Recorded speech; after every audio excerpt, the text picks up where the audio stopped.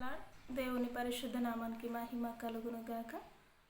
ఈ సమయంలో దేవాతి దేవుడికి సమస్త మహిమ ప్రభావములు యుగ యుగములు చెల్లును గాక. ఈ ప్రత్యేకమైనటువంటి సమయంలో పరిశుద్ధ గ్రంథంలో నుండి ఒక లేఖనాన్ని మనం గమనించుదాం.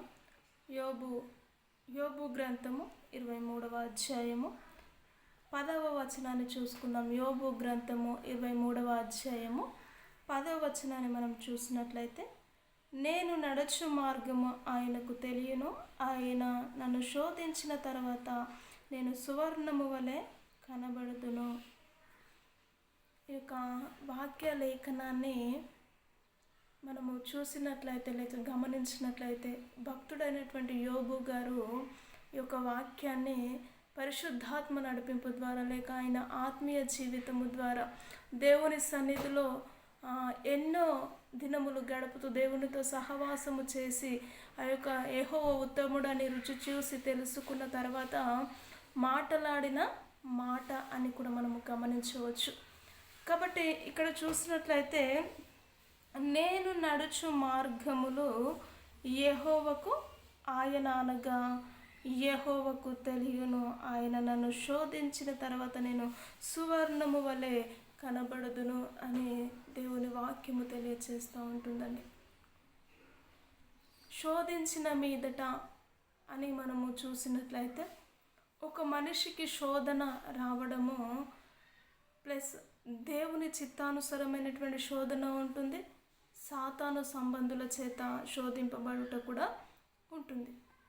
అది ఏంటని మనము గమనించినట్లయితే దేవుని చిత్తానుసారమైనటువంటి శోధన ఎలా ఉంటుందంటే, దేవుడు ఏది చేసినను కూడా ఆత్మీయ జీవితంలో కదల్చబడకుండా నిలబడడమే దేవుని చేత శోధింపబడుట అని మనము గమనించవచ్చు. యోబు గారి జీవితంలో మనం చూస్తాం, తన ఆస్తులను అంతస్తులను తన కుమారులను కుమార్తెలను సమస్తాన్ని పోగొట్టుకున్నట్టుగా యోబు గారి జీవితంలో మనం చూసాం కదా.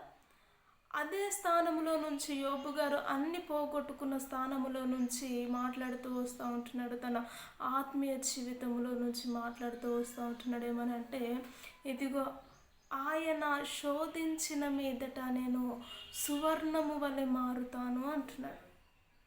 నేను శ్రమలను నేను ఎప్పుడైతే అనుభవిస్తానో, నేను ఎప్పుడైతే శ్రమ గుండా నేను వెళ్తానో, నేను ఏ విధంగా కొట్టబడతానో, నేను సువర్ణముగా అంటే ఇంకా ఆత్మీయ జీవితంలో ఇంకా అందముగా నేను తయారవుతాను అని మాట్లాడుతూ వస్తూ ఉంటున్నాడండి.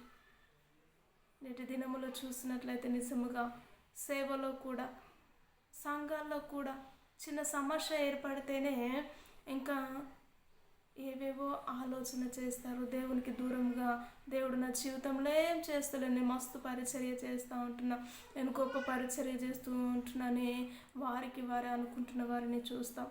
ఆత్మీయ జీవితంలో కూడా విశ్వాస జీవితంలో కూడా దేవునితో సహవాసము చేయరు. కానీ దేవుడు నా జీవితంలో గొప్ప కార్యాలు చేయట్లేదు, నాకు ఈ సమస్య ఉంది ఆ సమస్య ఉందని వారు దేవుని సన్నిధికి దూరముగా బ్రతుకుతున్న వారిని మనము కుక్కొలలుగా చూస్తూ ఉంటున్నాం.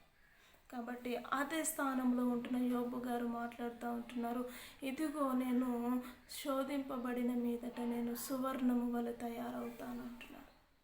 కాబట్టి మన జీవితంలో కూడా దేవుని సన్నిధిలో ఉన్న మనము సమస్యకు బెదరకూడదు, సమస్యలు వస్తున్నాయని దేవునికి దూరముగా బ్రతకకూడదు. కానీ ఇగో అన్ని విషయాల్లో నేను శోధించిన మీదట నేను సువర్ణము వలె మారుతాను అని యోబు గారు ఏ విధమైనటువంటి విశ్వాసాన్ని కనపరుస్తూ వచ్చారు, ఏ విధంగా ఆత్మీయ జీవితాన్ని పెంపొందించుకుంటూ వెళ్ళాడో అటు జీవిత విధానమును కూడా మనము కలిగి ఉండాలి కదా. అటు జీవితమును కలిగి ఉన్నప్పుడే పోగొట్టుకున్నవన్నిటిని సంపాదించుకున్నట్టుగా యోబు గారి జీవితంలో మనం చూస్తాం. శ్రమలో కూడా సమస్యలో కూడా నోటి మాట చేత కూడా దేవుని దూషించినట్టుగా యోబు గారి జీవితంలో మనం చూడలేదు. కాబట్టి యోబు గారు ఏ దేవునైతే వెంబడించి తన జీవితాన్ని కట్టుకొని నడిచాడో మనము కూడా అదే దేవుని సేవిస్తూ ఉంటున్నాం. యోబు గారికి తోడై ఉన్న దేవుడు ఈరోజు నీకు నాకు కూడా తోడై ఉన్నాడు. కాబట్టి అటు జీవితమును మనము కూడా కొనసాగించులాగున ప్రతి ఒక్కరూ ప్రార్థన చేద్దాం. ఏకీభవించినట్లయితే ఘనుడమైనటువంటి మా దేవానికి స్తుతి స్తోత్రములు. నిజముగా శోధించబడిన మీదట సువర్ణము వలె మారుదురు అని దేవా మీరు మాట్లాడుతూ వచ్చారయ్యా. మా పితరుడైనటువంటి యోబు గారి ద్వారా తండ్రి మా జీవితంలో కూడా అటు ఆలోచనలు అటు తలంపులను ప్రభా మీరే మాకు ఉంచి నడిపించి నీ నామానికి మహిమ తెచ్చుకోమంటూ యేసుక్రీస్తు ఉన్నతమైనటువంటి నామములో ప్రార్థించి అడిగి వేడుకుంటున్నాము తండ్రి. ఆమెన్. ఆమెన్.